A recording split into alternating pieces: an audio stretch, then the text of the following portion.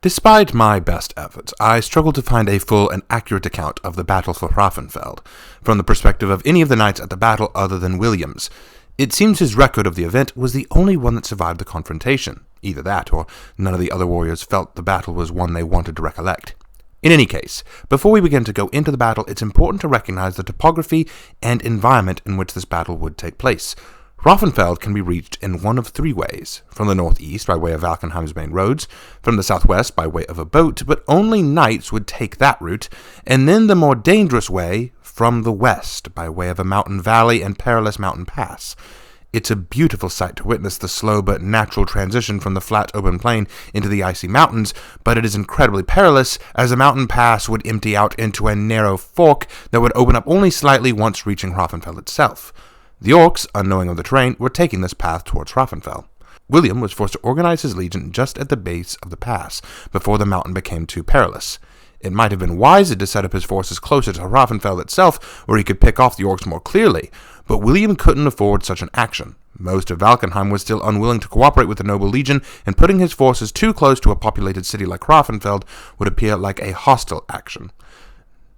Not only this, but if his lines were to break, the Greenskins would have nothing stopping them from raiding the city. In the event of their failure, he'd ordered 4 peacekeepers hidden in the city to leave explosives on the land bridge to Offenfeld, blowing it before the Greenskins could cross it. It would trap the people inside, but better for them to wait for a bridge to be rebuilt than to be raided by the Greenskins. I'd also like to take a moment to point out that more than just the noble legion was present at this battlefield. As mentioned before, the Sisters of Lupin would also make their stand here, and their assistance was more than a little helpful, but there was also a few others who William fails to introduce properly. A small contingent of Black Priors make their appearance, led by Deborah, the judge. For context, the Black Priors are a special order of warriors with a long, proud history in Ashfeld. They were once known for their piety and fervent belief in their god and the betterment of Ashfeld.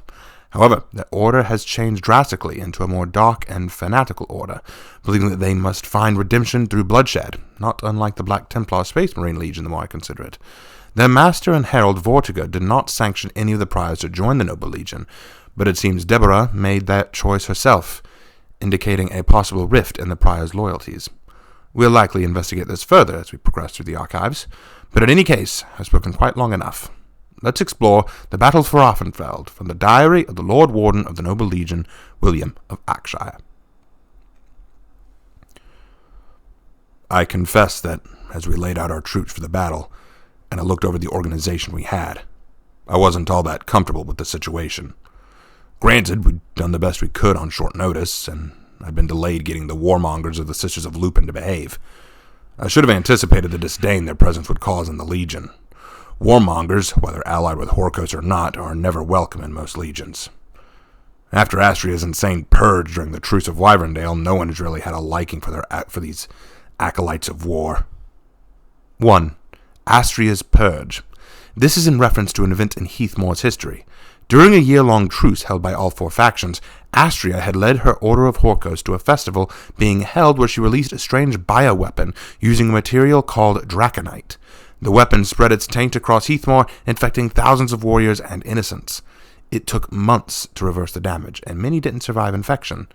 It was what ended the truce and began the Great Civil War. But all it took was some vouching on my end, and promising I'd keep them well away from the main group fighting.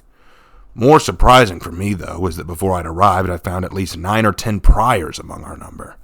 The one called Deborah assured me that they were here out of respect for our legion, and agreed with our goal of defending the weak within Offenfeld. I had my concerns, of course, but I was no one to judge. Being wary of the prior's loyalties was rather hypocritical if I was also going to trust the warmongers at the same time. But we were prepared, or at least as well as we could be. Cornelius had managed to even scrounge up a trebuchet for the defense effort. Just one wouldn't mean all that much, but it was something. He'd organized the forward lines well. We couldn't afford a cavalry charge.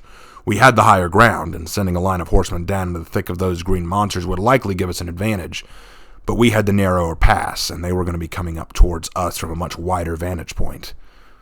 Horse lines wouldn't mean much to them. It would only get good men killed. Our best option was to force them down through solid defense. As they come into the pass, it would narrow their numbers so that we could possibly hold off their attack so that their numbers wouldn't mean anything, and they would have numbers from what I understood. Thus, I had the priors and the lawbringers take up defensive lines at the front. The long poleaxe would be able to help keep the monsters back, and the shields might help keep our lines safe. And that was my hope anyway. To be perfectly honest, in battles like these, the best you can do is just hope. We had the tactical advantage, but that was about it. We had to hold them here, before the mountain pass narrowed. "So this is your legion?" I heard my sister ask me. She approached, and I just glanced back at her. "It's impressive." "They do their part." "Father always knew you were destined for this." I suppose he was at least right about that much. "Are we really about to start talking about family right now?" I asked her. Morgana shrugged. "We haven't talked in some time, William. If I'm truthful, I'm not sure what to say to you." "If we live through this battle, we can talk about Mother and Father all night if you wish."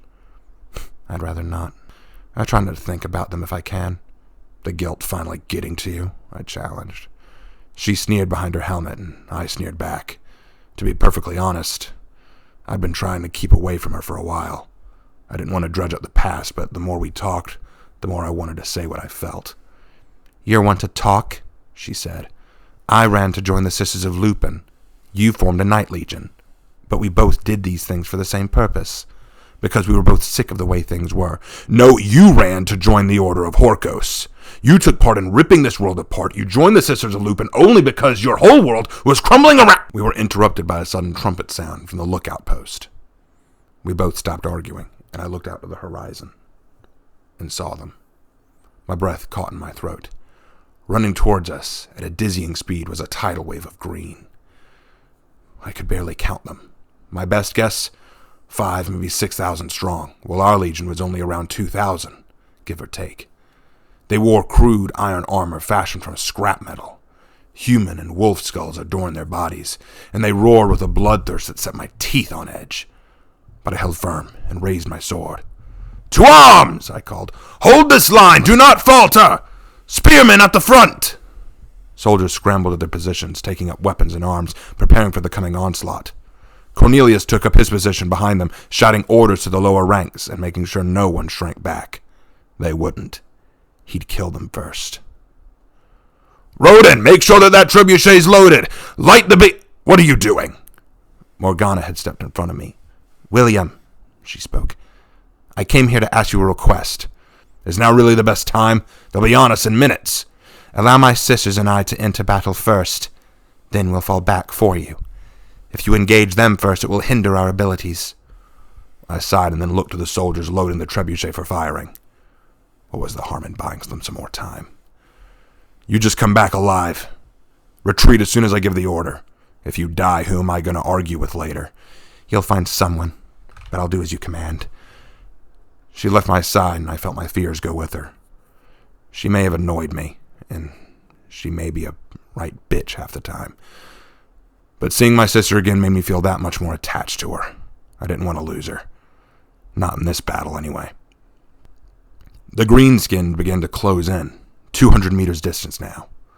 I raised my hand to hold fast, and as I did, 12 warmongers, my sister included, sprinted from formation. All were running towards the greenskin horde, swords ready, silent as death. "What are they doing?" Andros called. "They're wolves, Andros," Cornelius called back. "Did you really think they were tame enough to follow William's orders?" It was true. Even if I'd asked them to wait a while longer, they would not have. Let them do what they do best. Kill. The sight of the warmongers caused some of the orcs to stir in excitement, and they increased their pace. 3 pulled ahead of the group, large axes and clubs waving. With a shout of "Wah!" they fell upon the warmongers. But before they could even land their blows, I saw every warmonger suddenly launch a strange powder down upon the ground, causing a small but brilliant explosion. The resulting explosion sent a pale mist over the front lines of orcs. I knew what this was, and realized why Morgana had asked me to let them go first. "Corruption!" Rodin shouted. The results were immediate and devastating. The orc suddenly hacked. The forward one, who had broken from the group, grabbed at his throat, blood spilling from his maw. Each one was collapsing, falling forward to their knees, struggling to breathe and coughing.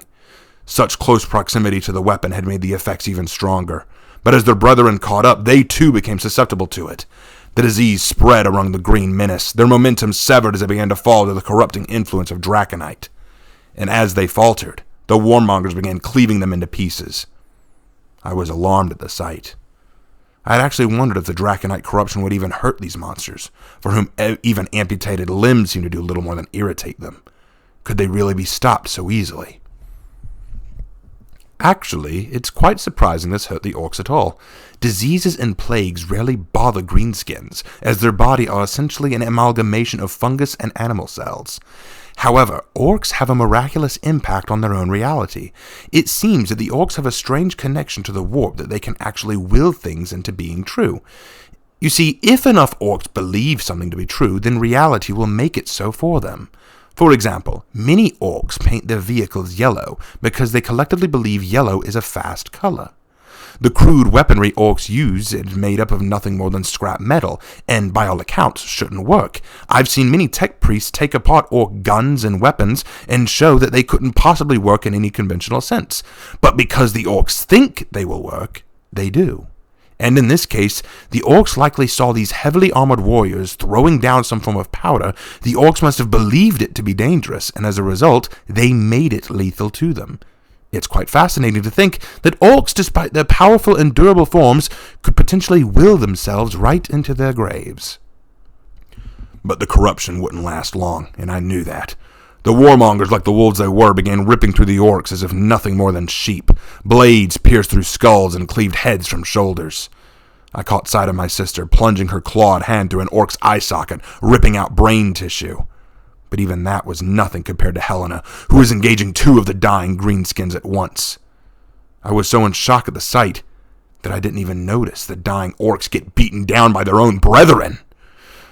When I finally noticed it, I was mortified as healthy orcs massacred the sick orcs in front of them, fighting their way through.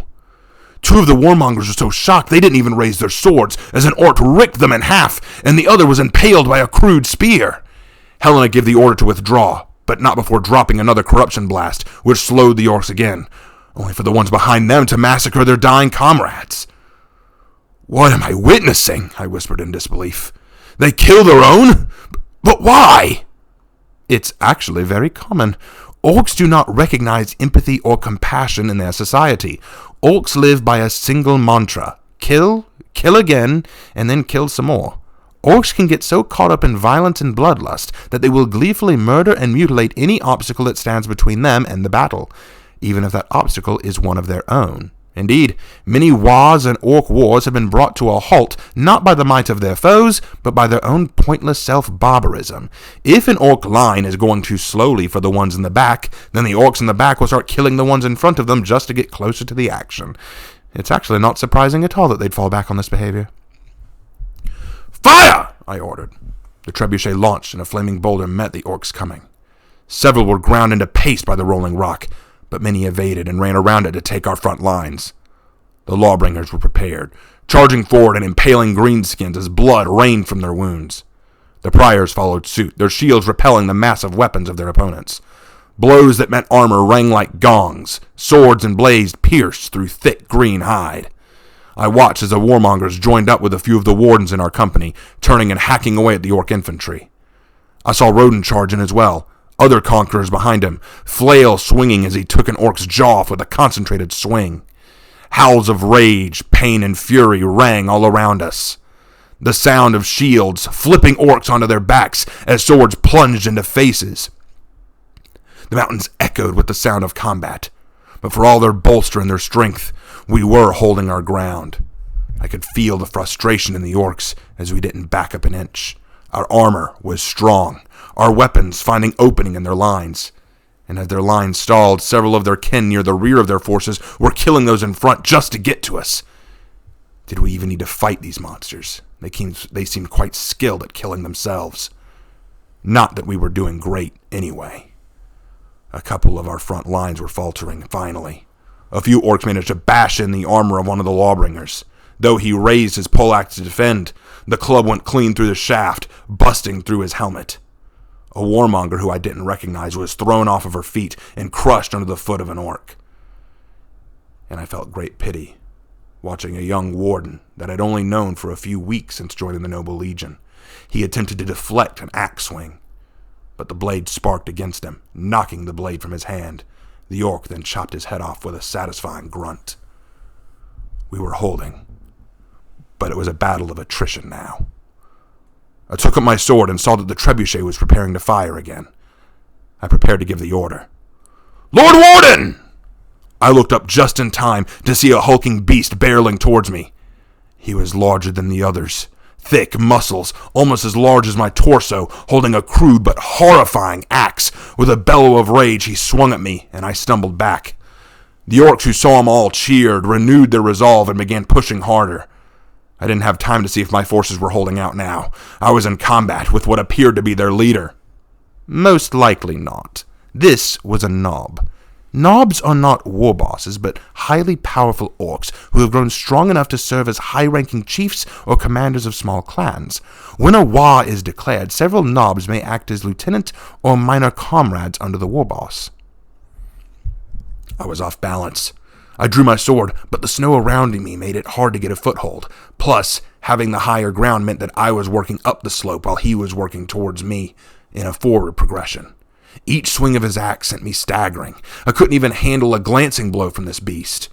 I tried to give an order, to call for aid, but I couldn't get my bearings. He kept making wild slashes at my ankles or my knees, and I had to jump and dive out of his way.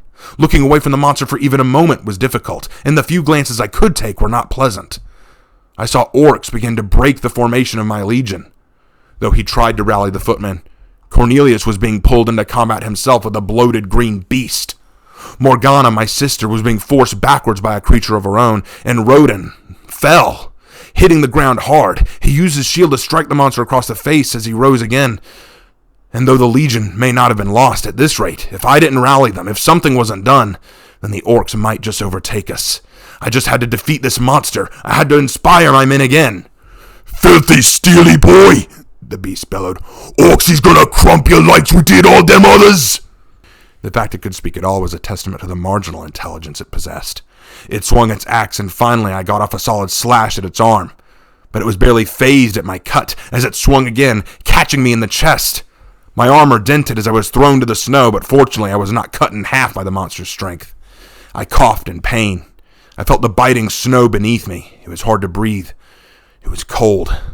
My head was spinning as I'd banged my head against the inside of my own helmet. I had to throw off my helmet just to see straight. I coughed and spat blood. The orc stormed towards me, raising his axe. "Guess you ain't so tough now, little steely boy." Just as he was about to bring the axe down, suddenly there came a whistling noise of an arrow being loosed from a bow.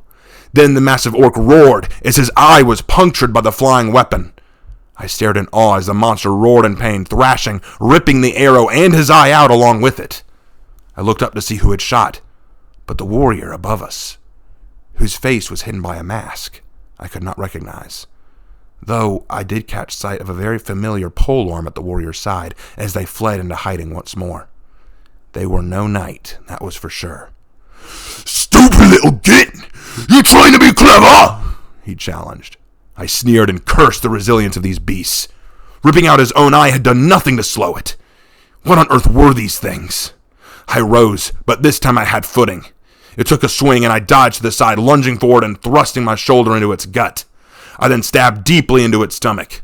The monster roared as I twisted the blade, trying to cut across its belly, blood spilling out in a geyser that soaked my armor. It swung wildly, but each missed strike hit its own knees or hips, which added to its pain.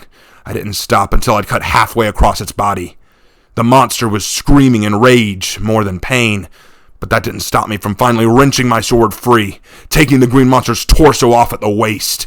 And as it fell into two pieces, its upper body collapsing, I raised my bloody sword to the heavens. "Rise up, noble legion! Let these savages feel the weight of your resolve! To victory! For your honor and for your glory! Leave none standing!" Like a surge of sheer steel, I watched as the noble legion gave a roar. Some shouted my name. Some shouted the ancient phrase, Deus Vult. Some simply screamed in ecstasy, drowning out the roars of the orcs. Spears impaled the orcs' flanks as swords cleaved through faces. maws, and arms. Resilient as they were, their ranks had thinned thanks to their own fratricide. The smaller greenskins broke and ran frantically to escape our wrath, only to be picked off by arrow fire and crossbow bolts fired from peacekeepers in the flanks. The trebuchet fired once again, this time hitting the rear guard. And I saw a lawbringer grab an orc by the throat, throw him to the ground with one hand, as he decapitated its head with a single swing. The priors, thank goodness for their presence, were pushing through the orc forces like a knife through butter. Any orc that made a move to strike was met with a counterstrike so fierce I almost felt pity for them. Almost. For this is the strength of a knight legion. Our weapons and armor might be great, but what is greater still is the resolve within us, the righteous passion within us that drives us to do the impossible. It is why we endured these countless decades. Edit here. I've chosen to omit some of what was written at this point. William is a passionate and thorough chronicler, but he tends to go off on tangents quite frequently, so I've omitted to skip this portion. Our forces were rallied. The orcs were either fleeing or were struggling to hold ground. I walked down from my perch where I'd fought the greenskin leader and found Cornelius nursing a wounded arm. He was sitting in the snow, breathing heavily. "Will you live, friend?" I asked him. "I will," he answered, "though I lost quite a few today." I looked around at the bodies. Some I recognized, some I did not. Several were warmongers who had been too excited. A couple were conquerors. I was happy not to see Roden amongst them, but I recognized one of the lawbringers as a good friend. We met the brunt of the orcs' forces. We were forced to hold a territory against their strongest and most brutal. Sacrifice was an inevitability, I admitted, for a legion so young and so inexperienced. It's hard to see this kind of carnage. I suspect we lost almost 2/3 of our company. "We almost lost you, Lord Warden. What happened?" he asked. I glanced back at where I'd seen the strange warrior, wondering if they would appear again, but I simply sighed. "I am unsure. Perhaps divine intervention? A guardian angel? Whatever it was, I'm glad you are safe. Had you not rallied us, I fear for what might have happened. We would have won, Cornelius," I answered him, somehow. "You think so? How?" "We are more than our leaders. We are, every one of us, a soldier of nobility, honor, and conviction. I have faith in my warriors that regardless of my fate, they will carry on the battle, be it here or elsewhere, today or tomorrow, against these green beasts or some other demon. We will never shrink before that which is unholy and unjust, that which is barbaric and evil." "But we have lost and shrunk back against Vikings, samurai, and Wulin," Cornelius pointed out. "What have you to say to those instances?" I paused at the question and considered it. It was true. I had no doubt that against such menaces like the greenskins, we would never falter, flag, or fail. But we had done so against the other factions. Why? Why did I have such strong conviction against these monsters, but not against my brethren? And then that was it. That was the answer. They're not evil or unholy, not like these things are. We all joined in brotherhood to fight this common enemy because, for the first time, we recognized there was finally something truly wicked to confront. We've warred with each other for so many reasons, petty in the grand scheme of things. Land, glory, pride, simple hatred. But none of us warred for reasons of virtue or for honor. And that's what we forgot. We had forgotten what it meant to stand against something worth fighting for. Cornelius, don't you realize? This could have been what has been missing all this time. The tying piece that could put an end to all this. Are you saying you're grateful for the greenskins? Maybe.